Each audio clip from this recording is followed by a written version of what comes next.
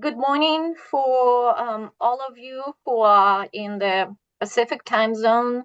Good evening to everyone who is in Kyiv time zone, and good afternoon if you are joining us from the East Coast, other places. We're very, very happy to see you here today, and we're very grateful to Artem Chapeye for agreeing to have this virtual conversation with us on his evening weekend in Kyiv, Ukraine. So our organization, Portland-Lviv Sister City Association, promotes strong ties between Portland, Oregon and Lviv, Ukraine. And one of the ways we do that is by leading and hosting New Europe Book Club, a book club that encourages people to read books by Ukrainian authors and also other authors from Eastern and Central Europe in English translation. So we started last year with Andrei Kurkov's book, Jimi Hendrix Live in Lviv, which I strongly recommend you read. Then we had a very, very good discussion with Andrei Kurkov about the book, about the way why he wrote the book, how he wrote the book. We have a recording of that conversation. So please read the book, listen to the recording. And today we want to talk about the collection of stories, The Ukraine by Artem Chapeye, and his book of essays, Ordinary People Don't Carry Machine Guns. And we're, again, very, very grateful that Artem agreed to meet with us and talk about these books and, life in Kyiv and life as a Ukrainian writer. Thank you, Artem, and also thank you very much for Tim DeRoche from World Oregon for moderating this discussion. Thanks, Tatiana. For those of you who are not familiar with World Oregon is a 75-year-old organization here in Portland, Oregon. It's founded in a moment very much like one we are in of isolationism and otherization and at the height of the McCarthy era. And we were founded to give ordinary Oregonians a platform for understanding our place on the global stage in terms of citizenship and education and exchange. So it's always a pleasure to step just to the side of global politics and issues like that, because to me, culture and literature and art is really the on-ramp to get a lot of people engaged in areas where they might not otherwise be. And there's no better way to talk about what we're seeing or not seeing enough in the news on what is happening in Ukraine through the eyes of someone who is living it and writing about it. So, Artem, thank you for joining us. Thank you for the invitation. It is an honor for me. So I actually want to start with talking about Ordinary People Don't Carry Machine Guns. And to me, it is so powerful. I mean, I was trying to think of other books related to war that I've read in my lifetime that, sort of either knocked me over or spun my head a little bit. I mean, I think about like Johnny Got His Gun is one that I remember when I first read, it was like, wow. But this is a quieter wow. I mean, your observations are so rich. And I'm wondering if you can talk about how, because you were writing this as you had joined the military. And I'm just really curious, how did you balance the sort of intellectual and spiritual sustenance of writing with the focus on being in the military during this time? Thank you for the question, Tim. Actually, it was pretty difficult. Not so much in terms of, organizing the writing, because you can see that the book is really thin. It's like it took me about 2 years, and it's in the English translation, it's just 114 pages. So it's really a thin book. The most difficult thing was, though, writing about things which were still in development. So some of the things are not mentioned in the book, are mentioned just as said addings on. Like, for example, the book was dedicated to a person who died as I was writing the book. Then in the Ukrainian version that's already dedicated to two-person. That was the most difficult part because people were dying because of the Russian invasion as I was writing the book, including the closest people. This was the most difficult. And there are some things that I can now say that were not in the book because I was not able to write about that. Because, for example, at the time as I was reading the book, I was actually dealing with the Russian prisoners of war. But because that was still ongoing, I was not able to talk about it. There's a new book which I just wrote in Ukrainian, which is like a short novel where I already can talk about it more in fictional terms. But here I had to rather balance what I'm talking about, what I'm not, because the most difficult thing is writing about a thing in progress. And because of that, I think in the beginning, many people were not able to write. We could not really find words. As I'm discussing in the book itself, my first, well, not first, but one of my impressions of the first weeks was this numbness of feeling, numbness that I am a writer, I'm a professional with words, and I could not find words. Later on, I read that this is something that happens when trauma is there, when a trauma is upon you. So I now, this is not in Ordinary People Don't Carry Machine Guns, but I now talk a lot about how I later went into psychotherapy. And I read a book by Judith Herber, which is titled Trauma and Recovery. She's an American psychiatrist. And she says that it's very similar between soldiers in combat and women who have become victims of rape, for example, or have been abused in other ways, or that in the beginning it's very difficult to just find words. So I really struggled. And I think the reason why the book has become so, I would say, striking, or it hit a lot of people, is because it was really raw, because I was writing as the things were happening. So there's not many like thought out metaphors and stuff like that. It's just very raw, I would say, and very direct. You know, interesting. As you were speaking, I was thinking about that there is writing through war and there is writing about war, but both take a creative toll where war stands both in the way and gives a different permission to write about war. And you said you couldn't find the words, but was there a point where the faucet came on and you found yourself having access?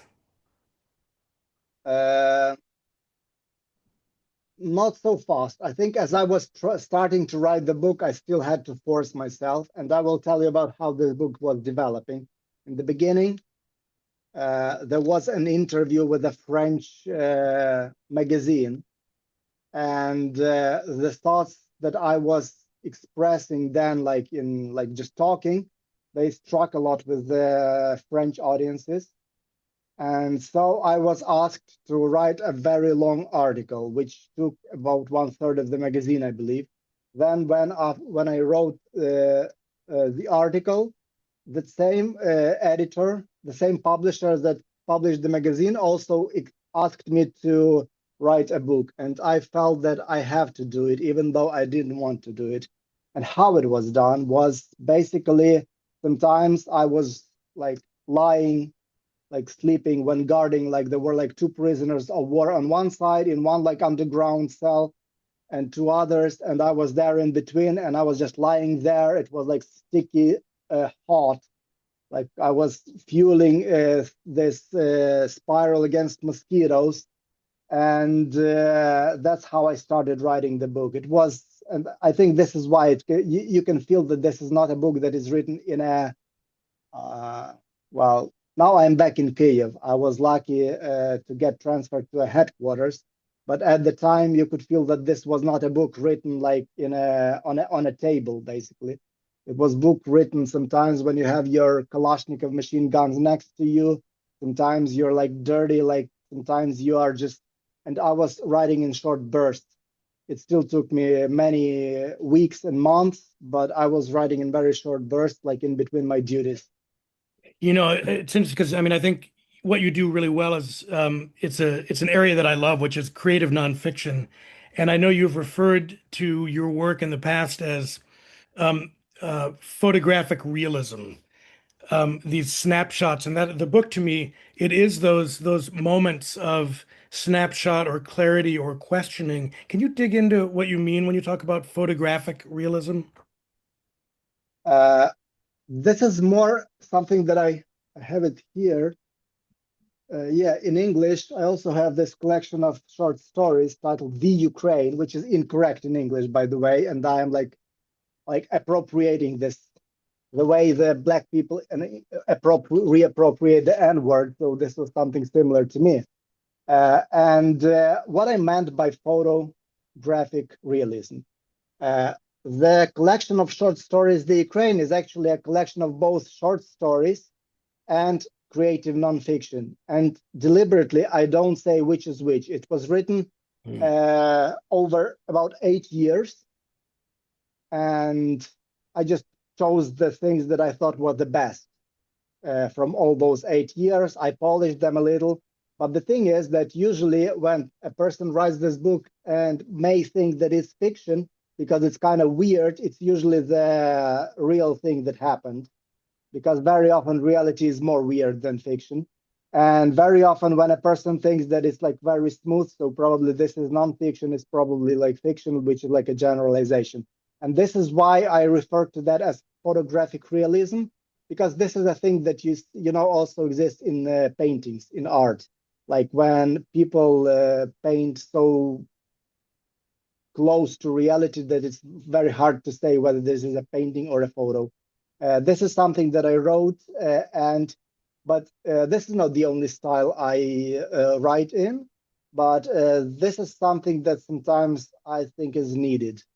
And especially in times like when you're writing about war, especially in the beginning, in those raw stages, it's not really a good place for poetry, or, in my opinion, or about fictionalizing. Like I thought I would write just the way things happen and what I'm thinking now, including my own mistakes should be visible. Because as I'm writing in the book itself, it's better to be honest than to be infallible. Sometimes there are thoughts that I still doubt I will be proud of, you know, when I'm less traumatized, or when all this has ended. But I wanted to show how a person feels, a person who is an ordinary person, one of the ordinary people who never thought of carrying weapons. As you probably, for people who read the book, like I used to refer to myself as a pacifist. I was a translator of Mahatma Gandhi. And this is basically a book about how just a person like everybody else, never thinking of themselves as anything. Well, I can say I'm in the military, but I'm still very anti-militarist. And so this is basically a very honest book about that, about how you come to pick up weapons, even though you always thought that in theory you are anti-war. And in theory, I'm still anti-war. But this doesn't mean that I would want to live in a society where my kids, my wife, my parents can be just taken off the street, tortured randomly, as things happen in Russia, and things are now happening in the occupied territories of Ukraine. You know, the corollary for that I think of is in Myanmar. So much of the resistance, the pro-democracy resistance to the coup in Myanmar was led by artists.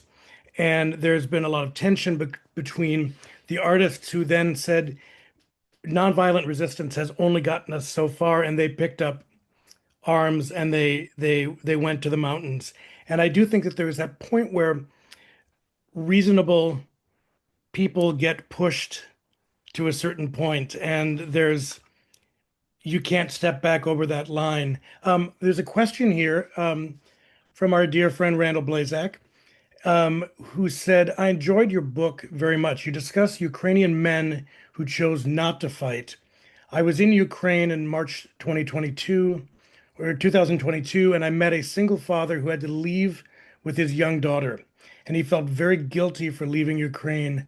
What are your words for those men who wanted to fight but could not? Mm. I think my words would be just words of understanding. And this is also something that I am writing in the book a lot, is this feeling of guilt, that even though a person joins the army, like myself, I still felt a lot of guilt in front of the others who were in a worse position, because I ended up in military police. And whereas, well, I read some American books where like military police is seen as something very dangerous. Well, compared to the infantry, it's not. I mean, it is, like compared to living in Oregon, of course it is. Many of my friends died, but you still have this multi-layered guilt that, you know, somebody's in the infantry, so they are in a better position. And then I met somebody from the infantry who said basically, oh, I am just an officer. I am not a private, so I'm in a better position. This is something that was felt a lot in 2022. I think this is something that is still felt a lot, but it's not being talked about anymore. I want to, for those who are in the audience, please, if you do have questions, put them into the Q&A function on your screen, because it's great to get people's reaction, because I think that everyone probably reads this book differently and takes different things away from it. There's a section towards the beginning of your book, and I just want to read a little bit of it, because I'm reading this as an American, and I'm reading this through the lens of a lot of what we're seeing in this country, which is, until that very last day of peace, we didn't believe that this would actually happen. Come on, it just wasn't possible. After everything in Europe, in 21st century Europe, one country couldn't just up and invade another, right? It just couldn't, it can't. The days of that sort of thing are over. It simply can't happen anymore. And I have to say that um, that statement could be about what we're seeing in the US. It could be about what we're seeing in the Middle East. It could be seen about so many things. And I'm curious, did you think in some ways about the universality of the experience you were having, or was it focused solely on what was in front of you? No, from the very beginning, I realized that we were just in a position where we didn't have a lot of choice. I was jokingly saying that it was Ukrainians who were like chosen by destiny or whatever, or unluck, to become so-called like the guardians of the galaxy. Of course, this is sarcastic. That we wouldn't want to be in a position like that. Of course, nobody would want it. But when you are, you understand that you cannot say, "Oh, come on, Americans, like come and." If Putin says he is fighting against you, come on and like stand between us and the Russian army invading. It doesn't work like that.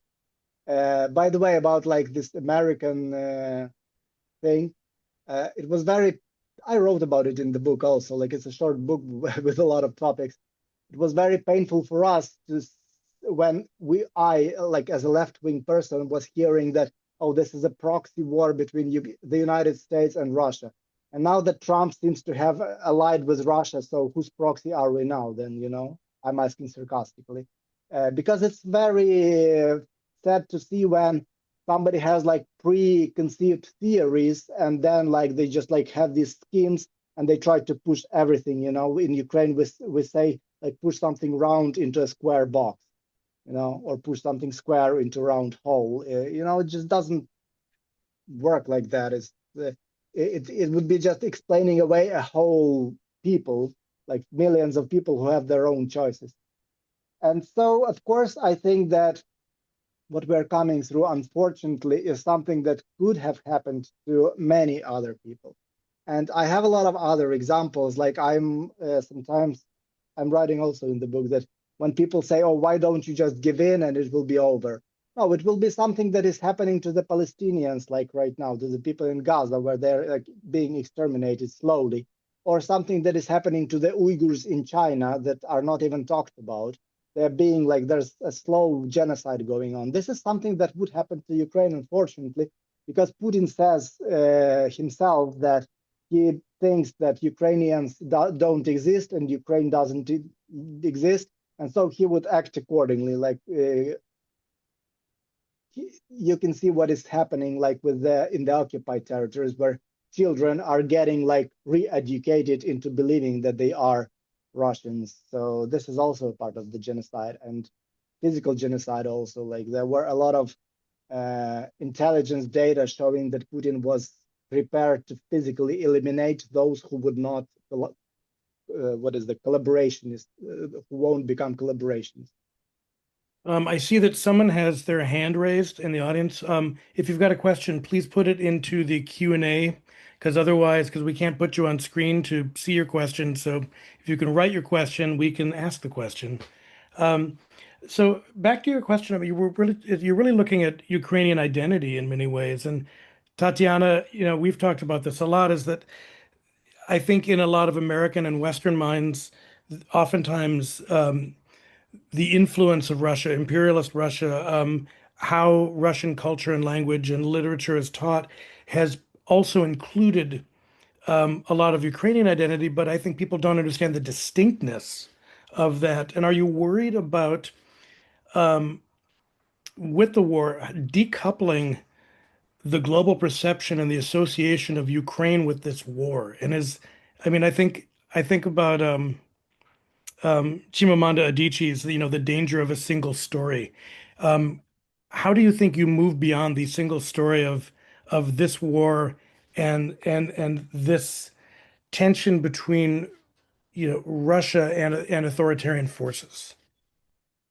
In fact, I was reading Adichie, and the single story in the case of Igbo people she is referring is because they lost.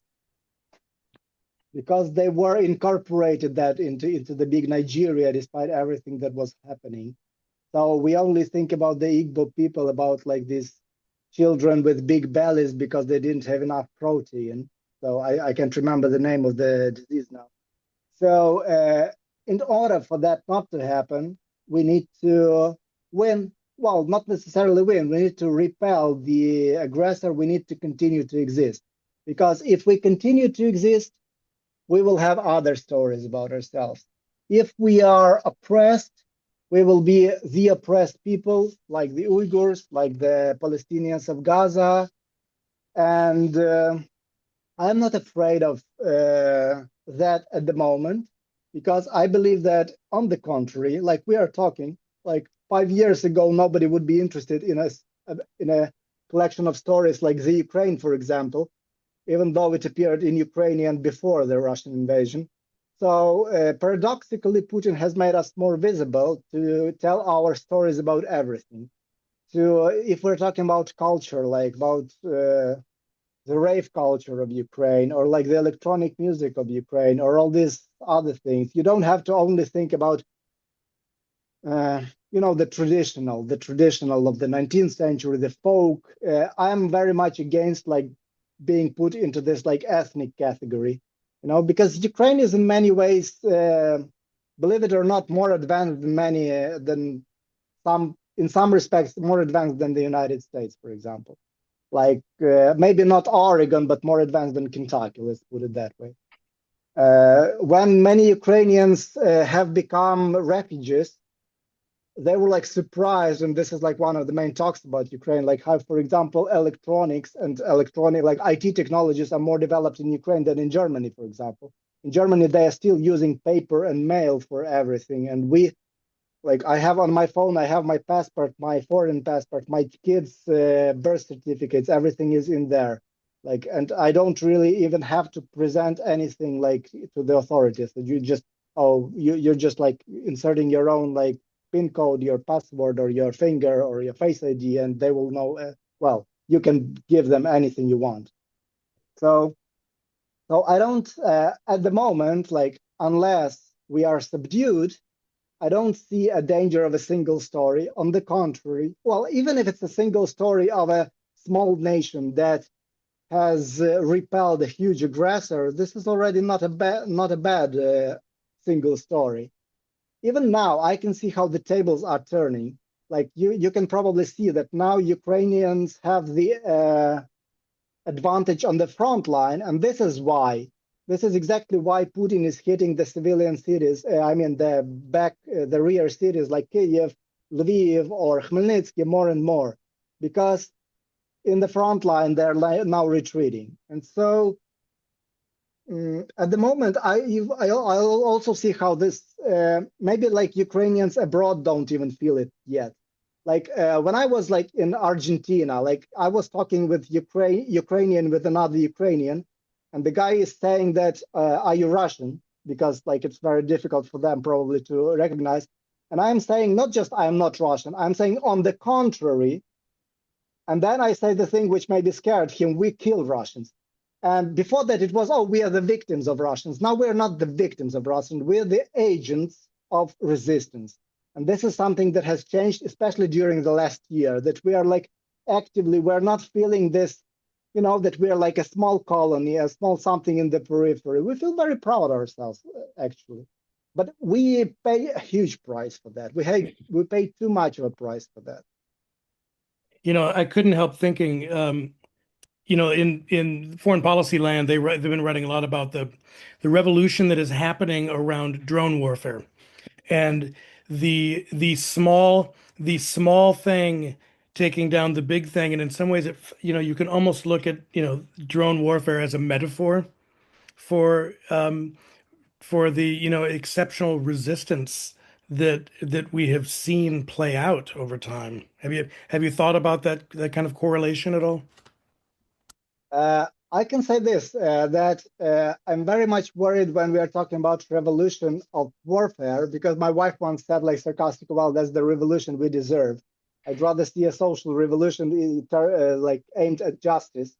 Same as at the moment, I really don't like when the word war is used as a metaphor, you know, the war of culture. It's not a war.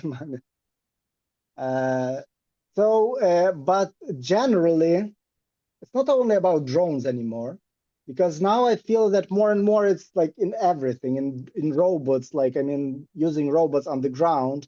Also, I think Ukraine will like, now it is Russia who is defending itself more. Like Ukraine is the one that's always a step ahead, not just in war, like in general. And I think the reason for that is the way Ukrainian society is organized. Well, I come from an anarchist like background, like as a young person, but I believe this is something that is happening in Ukraine. That we have a lot of horizontal initiative, and then it's being spread.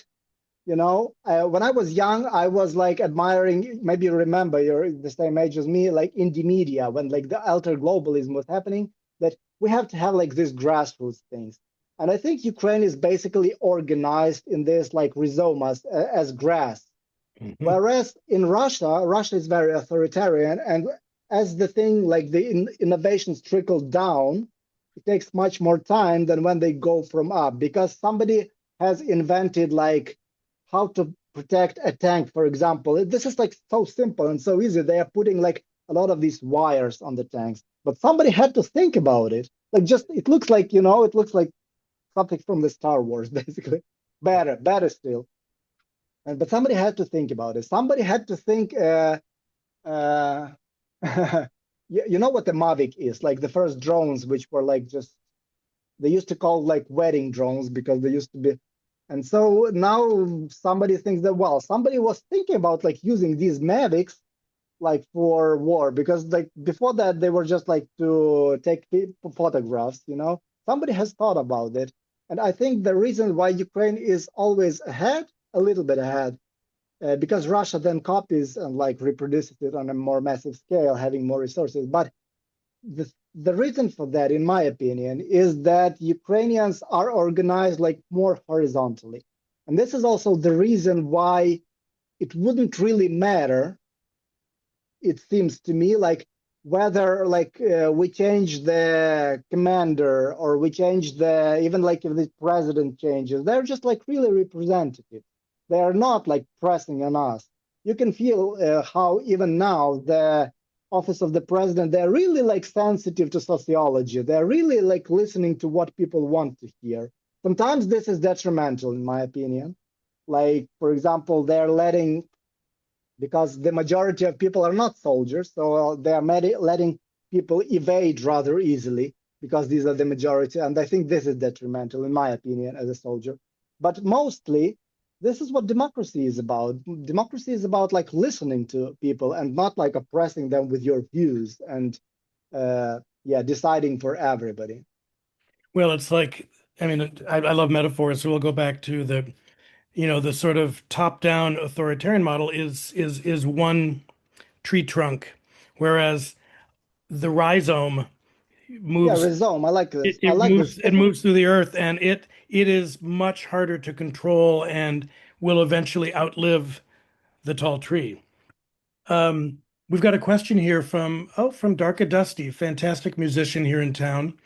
Greetings, Artem. I too have been a pacifist, but now want Ukraine to inflict equal pain on Russia as they have inflicted on us. I've almost lost empathy toward the humans who are trying to end the Ukrainian nation. Do you think once a heart hardens through war, there is a chance to go back?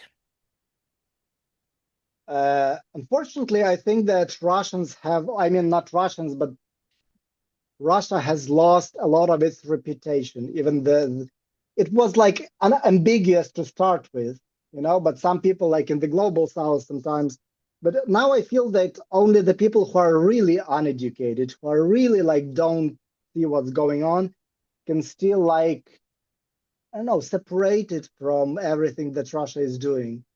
Like, it would be very difficult for us to really come to terms with the Russians, but this was possible with the Germans, after all. The only thing that is needed for that is for Russia to actually like admit that it lost, for Russian government to be changed, really changed, not just to change the place, and repentance, because this is something that is needed. Because sometimes, oh, can you forgive Russians? But they don't ask us for forgiveness, they're just continuing. Like, how can you forgive somebody who is like still trying to attack you and kill you? Like, even if you are Mahatma Gandhi. Well, so let me add on to her question, which is when this war reaches an end, whatever that means, where do you think you will be as a writer? And is there a normal to return to? I think about Adorno's comment that, how does one write about poetry after the Holocaust? So who do you become as a writer? And is there something, does this all just go away, or does it continually define your experience?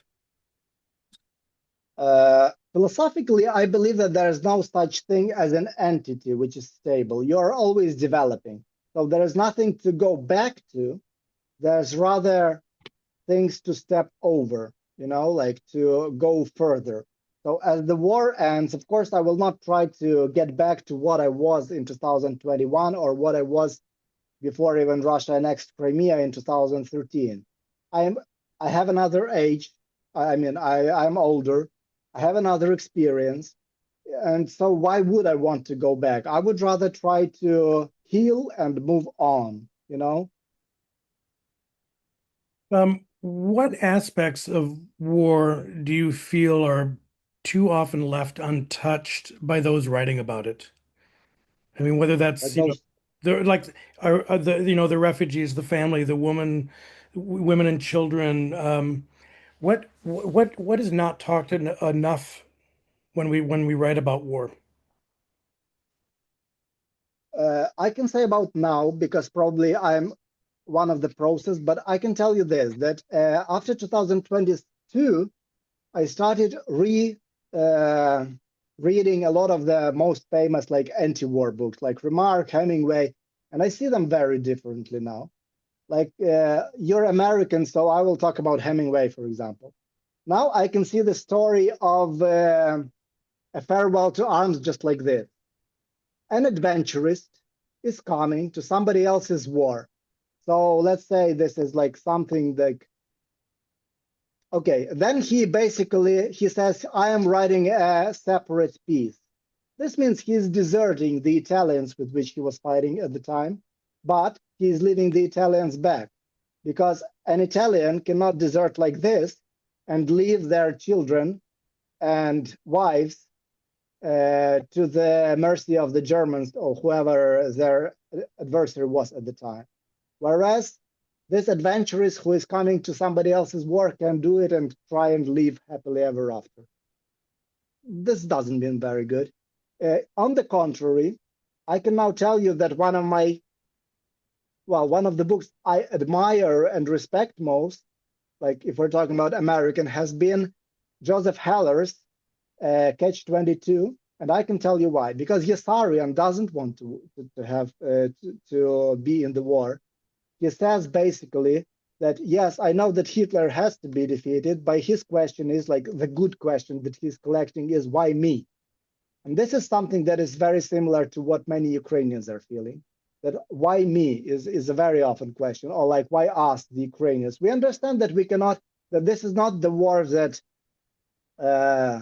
Remark was writing about, oh, why was all this atrocities? You understand that you're not the one who started the atrocity.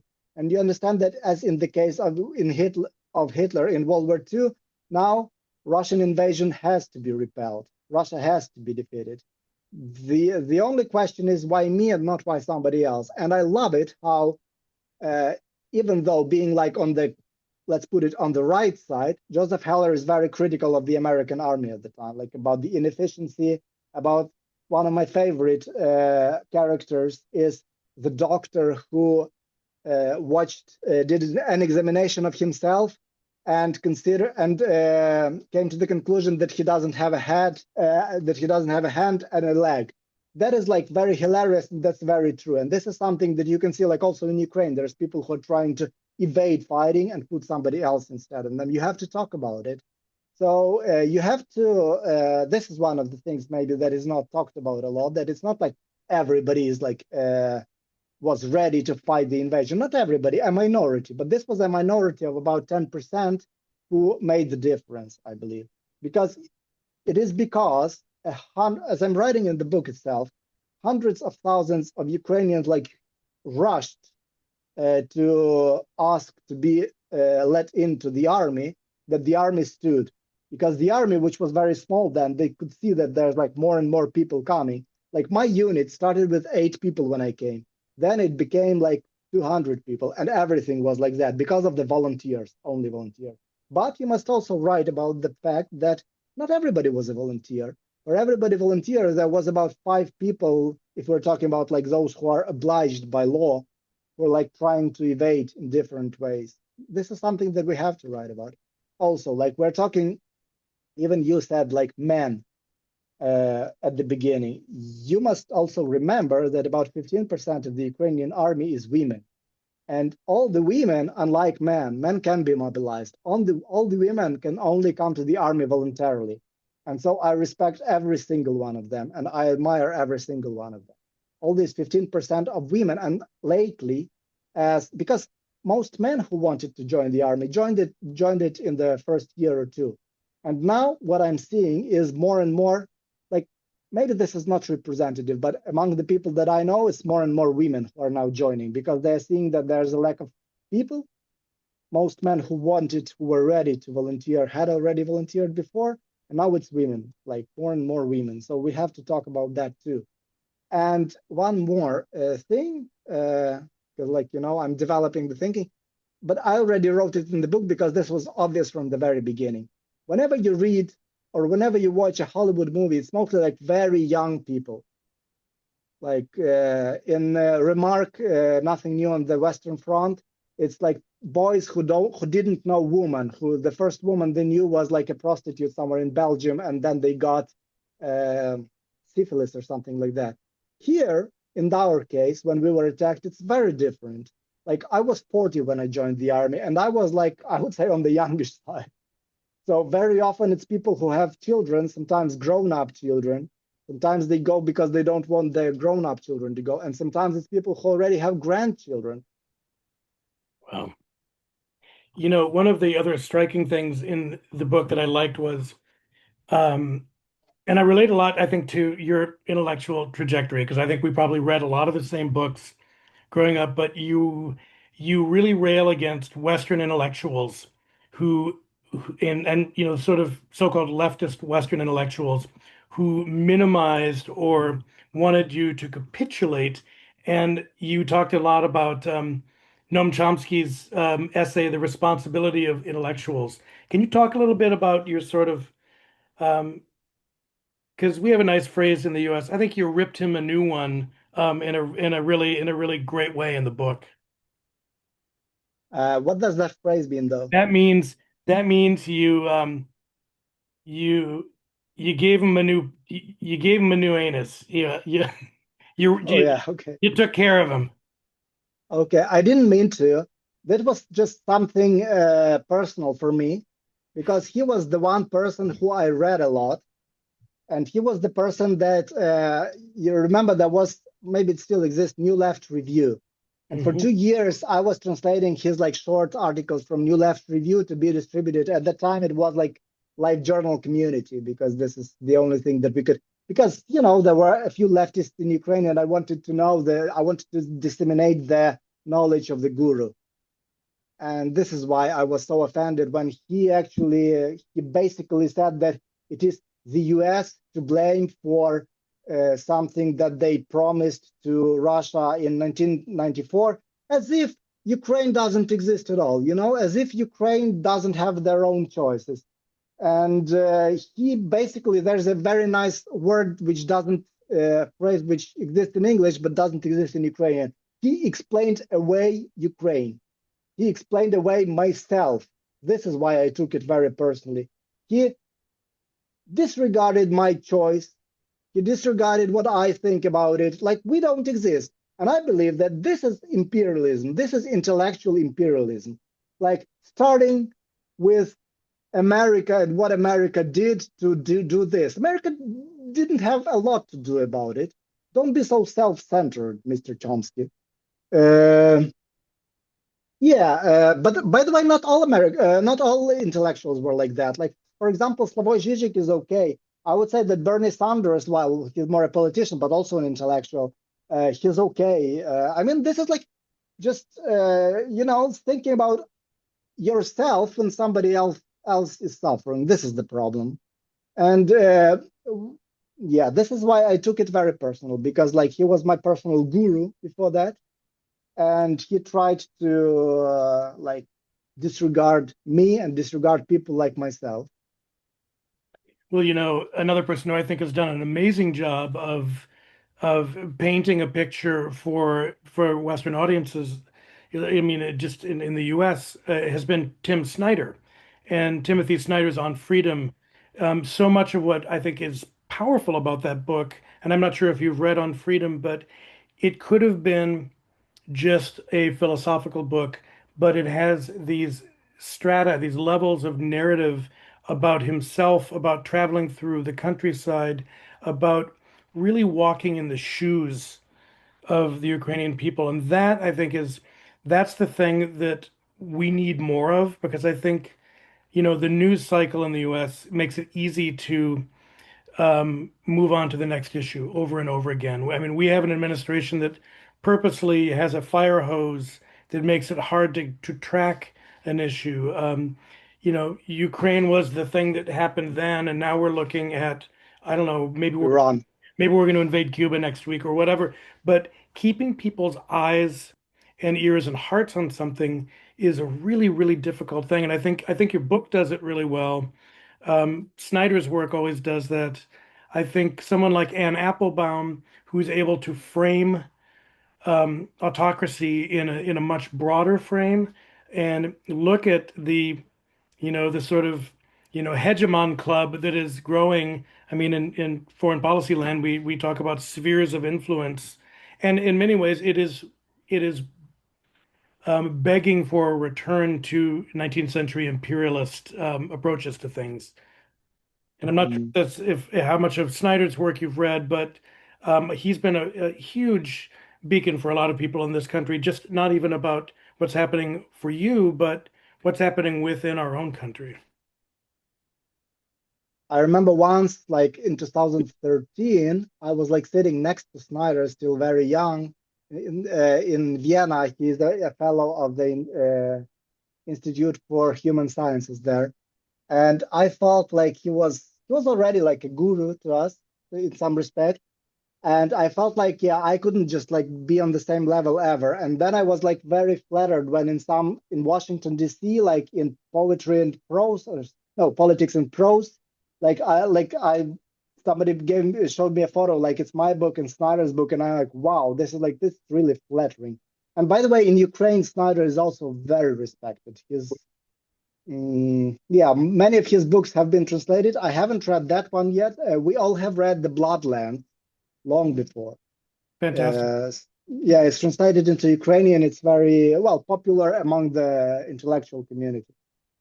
You know, translation is an interesting topic, and you get at that a little bit, and I've seen interviews where you've talked about translation, but literary translation, especially into English, has become much more of a scarcity over time. And I'm wondering how you feel that affects, I mean, it's cutting readers off from global voices and other cultures, and how much do you think we should be fighting and asking for more literature and translation? I'm not sure that I know that quite well, but I feel that the United States are a little bit more isolated. Because, for example, in England, also in English language, there's a lot of books in translation. I have just been there and like they read a lot of that. So maybe America has like two, but who am I like to judge? I was only in America several times, but it seems like we all know American culture, from Steve Colbert and stuff like that.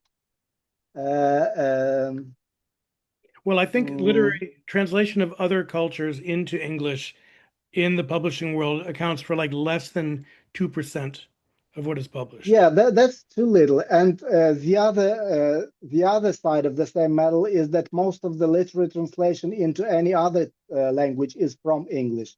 This is also sad. So this is how it works. So basically, I would say that the English language is the somewhat like imperialist language like of our time, because like everything, like one of my book, unfortunately, is now being translated into the Korean language from the English translation because they cannot find a direct translator from Ukrainian to Korean.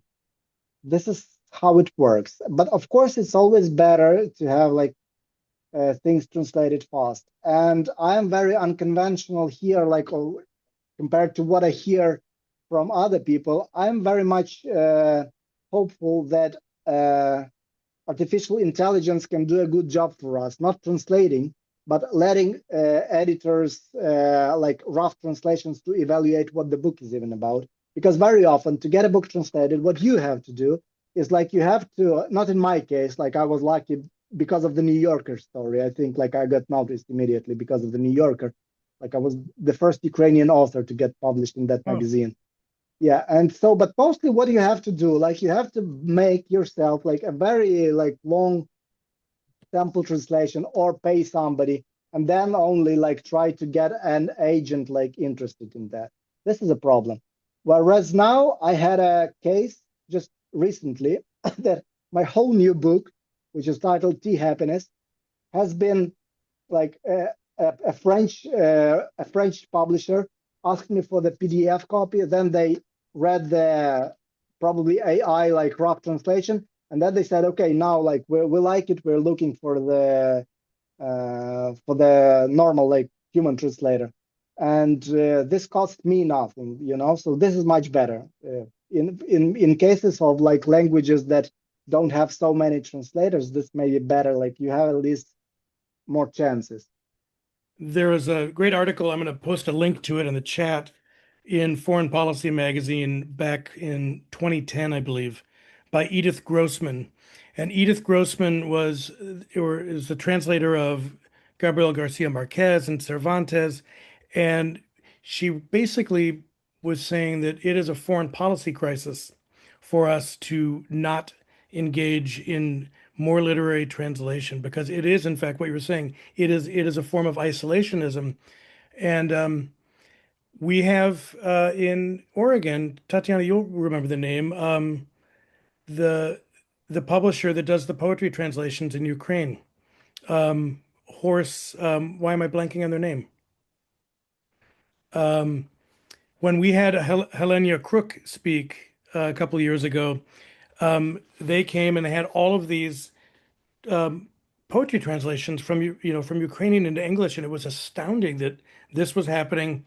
That it was happening in the U.S., B, that it was happening in Oregon. So I think there are people who are craving to understand the world through somebody else's eyes, but it's like planting a seed. It still hasn't quite grown enough. Yeah. Here I we can have see there's no question. yeah. You have another question here from someone. Fantastic answer about Chomsky. He says, my question is about page 25 of Ordinary People concerning the global South. Some people don't distinguish between Soviet ideology such as it is and the current Russian government. Do you have more ideas to get support from the global South? Honestly, this is a sad situation, and I believe that very often this happens. You can also see it in the United States, that throughout the whole Cold War, when you said Soviet, when you meant Soviet, you said Russian and the country. And very many of the good things that the global South remembers, they always think about Russia only. Like, for example, in South America, you can hear from people, oh, but we were so well received in the, the party of Nelson Mandela, the fighters were actually supported and trained a little like in the Soviet Union, in Ukraine, and then in Odessa, like specifically. And now people think that it was like Russia, that, oh, we were so well received, there was no racism. That was Ukraine, that was not Russia. And this is a sad situation. To be honest, I don't know what to think about it. It's very difficult to work against or work over like decades and decades of that history, when the global South was seeing the Soviet Union as a counterbalance to the Western imperialism. And that is why many people, especially the ones who are not very well educated, they cannot understand that there may be more than one imperialism. Like now there is at least three, I would say. There's like the American, the Chinese, and the Russian, at least, like, and some smaller ones probably.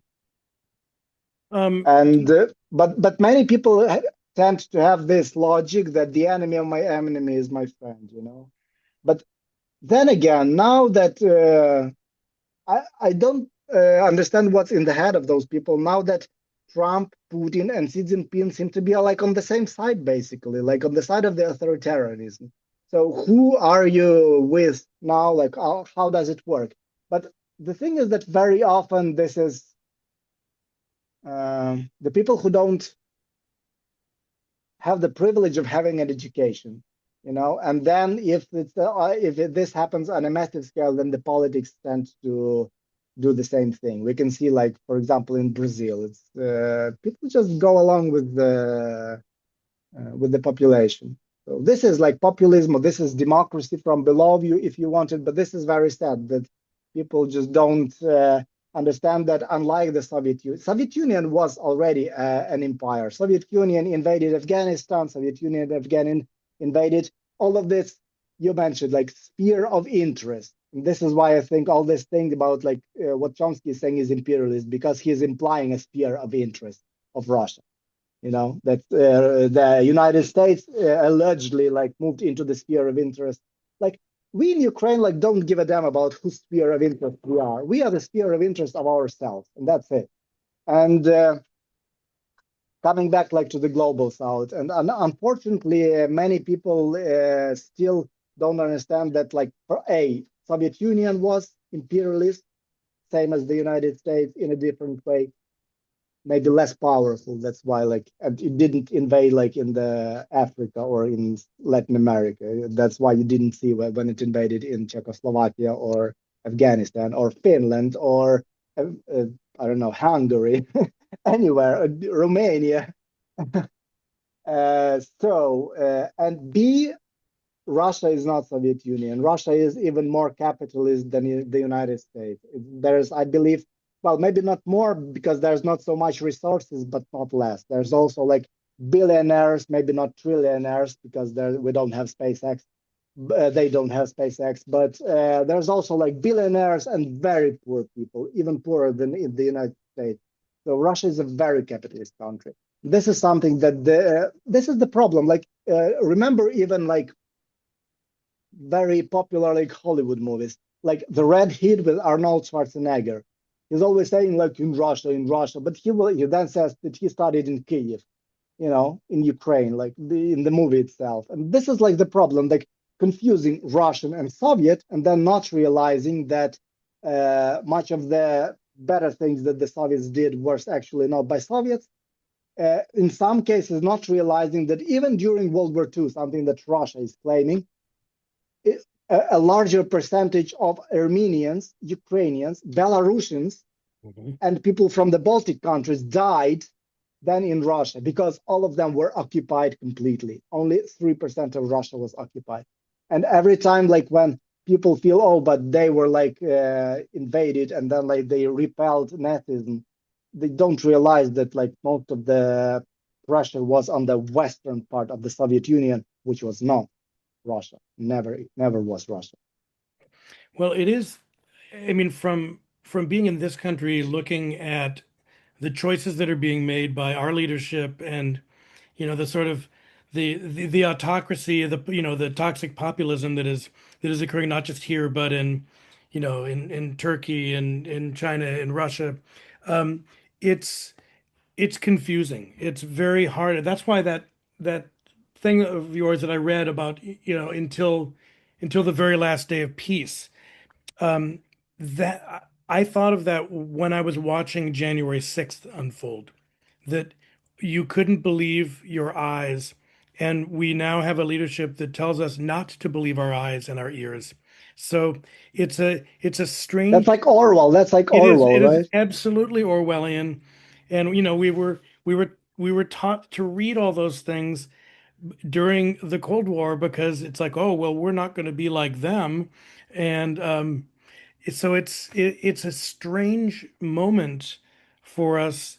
I've been talking to you a lot, Tatiana. I'd like to drag you in because you're sitting there so quietly. I'd like to have a Ukrainian ask a fellow Ukrainian a question, and because I would like to know what you both want us, what are the stories you want us to carry? What is the message we should be communicating more, so the urgency of the war and the people and the preservation of the culture stays front and center, doesn't go below, as we say, below the fold of the newspaper and disappear into into the section of the newspaper next to the one ads. Well, one thing that I want we already started on that nobody like, and I'm not only talking about Ukraine. I believe we're represented of the wider, let's say, periphery. Like maybe we're not like the global south, but we're the periphery. And nobody, no country sees themselves as a sphere of interest of anybody. And this is something that only Americans, maybe some British and Russian politicians, or like now Chinese politicians talk about. Like nobody thinks of themselves as belonging to anybody's sphere of interest or to anybody's group. Everybody is representing their own interests. Like in Ukraine, the interest, like my personal motivation was very simple. I have a very nice apartment and I don't want to lose it. And stuff like that, like I've been working my whole life, like borrowing money, then giving back the debts. I don't want my children to live abroad and to have to learn another language and another country and to be outsiders. Because here we're at home. That's it. Like psychologically at home. And very often, like this is something that maybe not may not be obvious from the outside. Very often, people even now feel much better psychologically in Ukraine than when they are refugees. Like my wife and kids were refugees in a very good place, like in Germany. And they were not like, my wife was not forced to become like a cleaning lady. She was continuing to be like attached to a university, but she is still being a refugee is not a sweet thing when you're forced, when you didn't move because you wanted to look at something.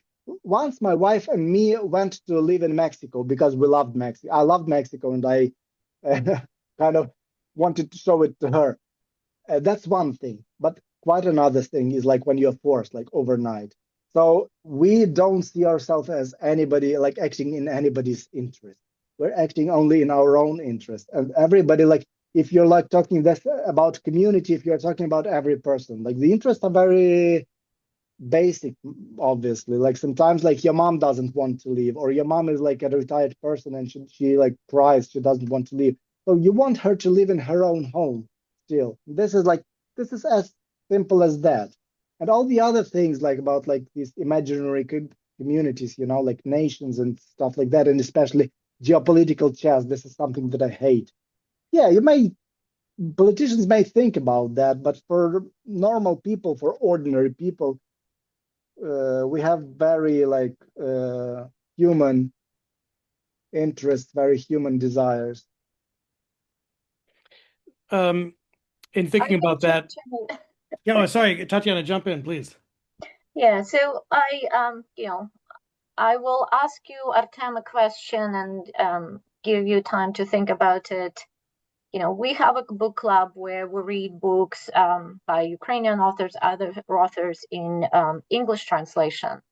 And I find that there are quite a lot of books that I love in Ukrainian, but I have not seen in English translated yet. So I would like your attempt to answer a question about, think about what books that you would like to see translated into English by Ukrainian. And I can say personally, several years ago when Notre Dame burned, yes, I saw so many of my friends. My feed was basically full of pictures of people in front of Notre Dame with their families and things. A week ago, when Kyiv-Pecherska Lavra, which is a UNESCO heritage site, a place that is treasured by Ukrainians, a place that is very important to world history, 100 years older than Notre Dame, was attacked and was burning. Only Ukrainian feed showed those pictures. Most Americans I know, most people from other countries did not seem to be bothered or even knew about it. And to me, it showed that quite a few Americans still don't have Ukraine on their cultural map, on their historic map. They definitely don't have it yet on their literary map, and still continuing reading Dostoevsky and Dostoevsky. I would like to have people add Ukrainian literature, Eastern European literature to their literary map, but it means that there need to be more books by Ukrainian authors in English translation, and people have to read them. So I really am grateful for everybody who came to meeting today to actually read the book and meet a Ukrainian author. And there are many books I would like to see translated that I can share with you from Ukrainian, and I'm very interested to know which books Artem would like to see translated into English. Thank you, Tatiana. I think this is, I would broaden the question. This is a very general problem where so-called, like what Wallerstein said, like central or like core nations only like see each other. But this is not only about Ukraine. Like we don't know a lot about like what is going on, let's say in Tanzania, you know. In Tanzania, I know one author, Ngugi wa Thiong'o. And so this is a very general problem. As for Ukrainian books, I believe that now more and more are translated, and there have been more translated since 2022 than in the previous like 2 decades, perhaps. One of the books I would like to draw attention to, which is very popular in Ukraine now, is has a title which will resonate with Americans, is basically Hemingway Knows Nothing. This is a book by Arthur Drone. In fact, it was translated into English in the United Kingdom, at least, by Yantar Press. One of the problems with that is that sometimes the books are translated by very tiny publishers. And what's worse, sometimes they are translated just to obtain grants. And this is even worse. But one of the books that I'm thinking now is Arthur Drone. Arthur Drone, like, is, I would say, like #1 non-commercial. Well, he's like very popular, but I mean not entertainment, but like serious writer in Ukraine now. And you should maybe like invite him the next time. Yeah, we will put that on our list. And thank you for talking about small publishing houses. So Tim referred to the publishing house that translated Helena Kruk's poetry, Lost Horse Press, and that's a small Oregon publishing house, and we're very grateful for it, for translating the poetry. I've been trying to get our library, Multnomah County Library, to buy the other book translation of Dovzhenko's Enchanted Desna, and the library refused because they said their vendors do not work with this. So Oregon library system does not buy from the Oregon publishing house, but they buy from Russian publishing house. So those are little things where, again, we have very big bureaucratic systems not working with smaller houses, smaller translations. I put a link in the chat to Lost Horse Press, and they have a whole series of books in translation, but they're exactly what Artem is talking about, which is they're tiny, but they have a tiny scope, but a gigantic commitment to the literature. And that is what you need, is that's the sort of, sorry to use a Chinese Communist Party metaphor, but that's 1,000 flowers blooming. That's what you need, is more people being committed to planting those seeds and asking for it. I think it's important. We do have one more question in here. If you have seen the documentary movie Cuba and Alaska, two Ukrainian women medics filmed on the front lines, how universal do you see their experience with other young women and men on the front lines? To be honest, I haven't seen that movie yet. I've heard a lot about it, but I didn't get a chance to see it yet. Tatiana, maybe you can track it down and you can do a program to show it, and World Oregon can play programs with you again. That'd be fun. So it was just shown at the Kennedy School 2 days ago on the 18th, but I was not able to go, so I am very interested in doing another screening. And one of the nonprofits, Cars for Ukraine, has the rights for showing that documentary in the US. So I'm hoping we can do another screening and involve World Oregon, and that would be great. Yeah, the books I was thinking, I read a lot of science fiction and fantasy, and I know a bunch of people, even in my household, that only read science fiction and fantasy. And there is really a lot of good fantasy, especially urban fantasy, being written in Ukraine. I would love to see that translated. So we, in our book club, featured a short story by Natalia Matolinets that was translated into English because Lviv is a UNESCO City of Literature, and it was put in the UNESCO City Literature publication. But she has 8 novels in Ukrainian, and I have all of them, but none of them are in English. So I would like Americans who read only science fiction and fantasy have access to Ukrainian science fiction and fantasy. Those who only read mysteries have Ukrainian mysteries, because reading science fiction written by authors from different countries in the world, I can see how different they are, how American authors write about fantasy and science fiction very different than Chinese authors, than Czech authors. So in our book club, we read Spacemen of Bohemia by a Czech American author, which is very different from, let's say, Project Hail Mary. The aliens are different. The Russian space program is very different, because these writers are coming from different perspectives, writing about science fiction. So that's why I do want to see more Ukrainian authors of different genres translated and being available to the public. So you could see a viewpoints on the future, potential futures from different perspective of people from different countries. Artem, I read in an interview with you that you actually were reading a lot of science fiction at one point. Yeah, I still am. At the moment, I'm reading Rendezvous with Rama by Arthur Clarke, for example.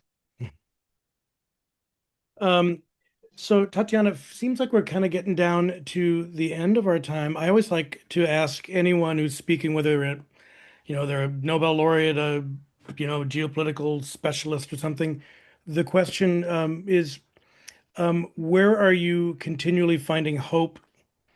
What gets you up every day and keeps you going? And what is something you want us all to know about the experience that you're having right now? As I already mentioned, I feel that the last year, especially like the last half year, the tables have really turned.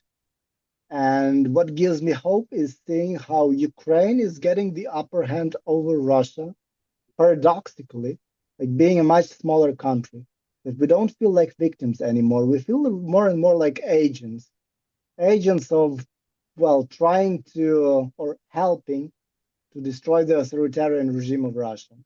Unfortunately, like we don't see that it will be replaced by something very democratic, but probably like even seeing it collapsing, it will collapse sooner than you can imagine, I believe.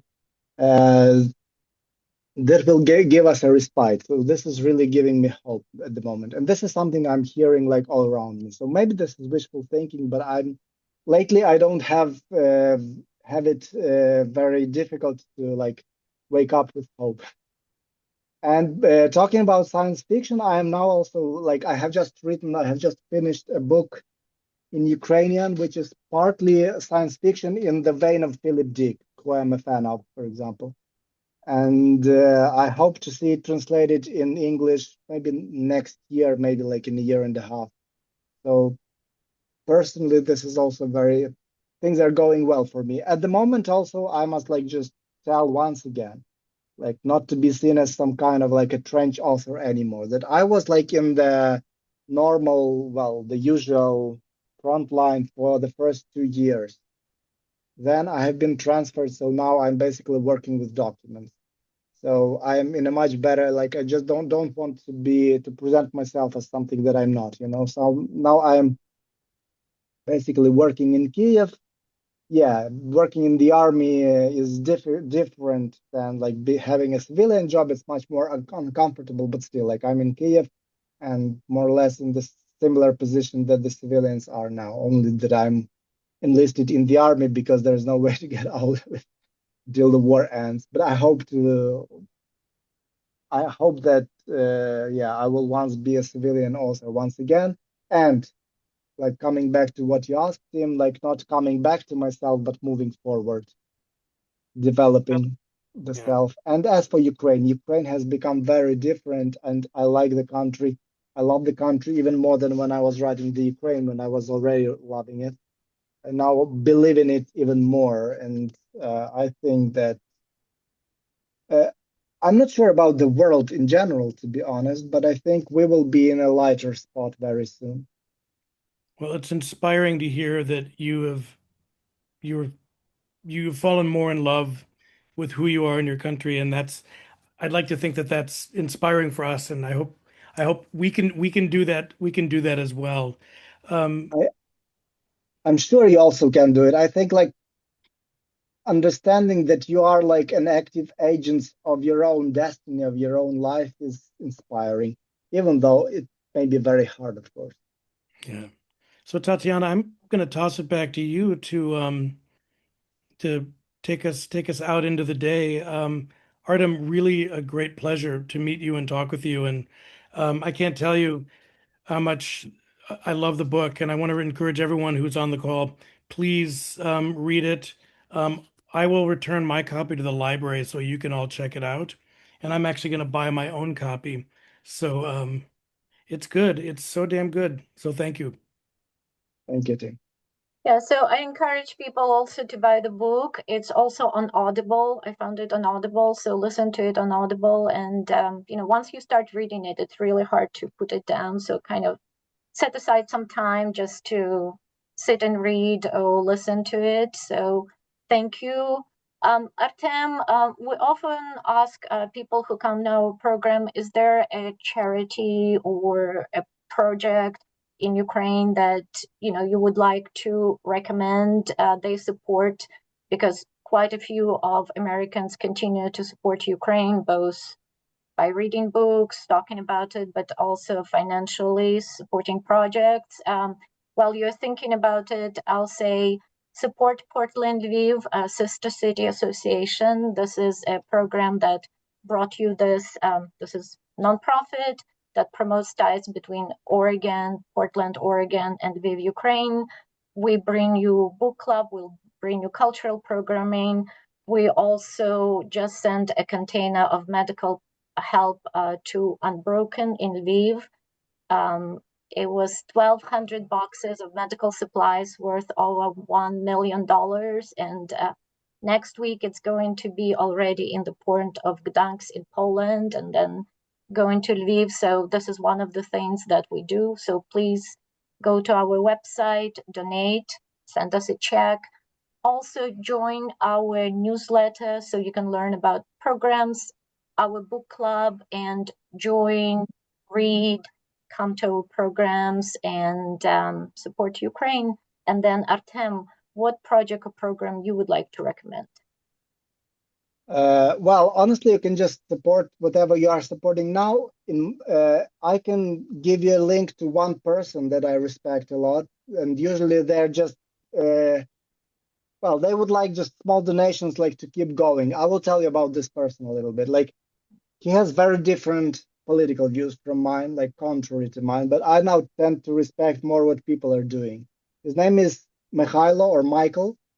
And I started really admiring him because he lost one of his feet, and then, like, with a prosthetic foot, he returned to fight again. And he is now a commander of the drone unit. I will drop you a link to the, in Ukraine, like, we collect this banka, a jar, for monobank. So it's very easy, like, to drop him, I don't know, like maybe like $100 or something would be a lot for him. So I will drop you a link then later, okay, to Tatiana. Mm-hmm. I really admire this person for the choices that he does, because most people, after having been wounded so severely, they would just like get dismissed from the army. But he decided to come back and continue fighting. Now he's not in the infantry. Now he's in a drone unit. Yeah, so thank you. Well, yeah. Yeah, well, thank you. Dziękuję. Дякую. And thanks everyone for joining us. Hope to see you all soon in real life, and be well and be safe. And Artem, keep writing. I can't wait to read more. Yeah, thank you. And thank you very much to Tim for hosting. Thank you, World Oregon, and thank you, Artem. And yes, I encourage you to write more, and also encourage publishing houses to translate your books and make them available to English-speaking audiences. Yep. Thank you. Great. Bye-bye. Thank you so much. Bye. Bye.